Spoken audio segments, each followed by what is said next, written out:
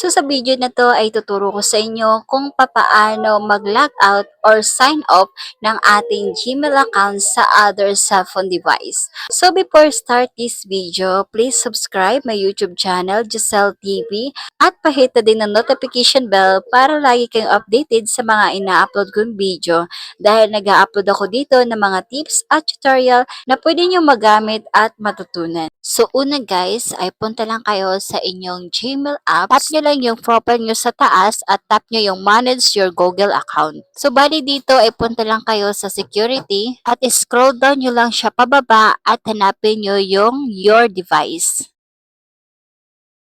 At pagkatapos po, ay tap nyo lang po yung manage all devices. So yun guys, dito nyo makikita yung mga cellphone device kung saan nakakonect ang inyong Google account. At para ma-log out or ma-sign off ang inyong Google account dito sa mga cellphone device, itap nyo lang kung anong cellphone device ang gusto nyong ma-log out. Halimbawa itong Realme 8 5G, itap nyo lang po iyon.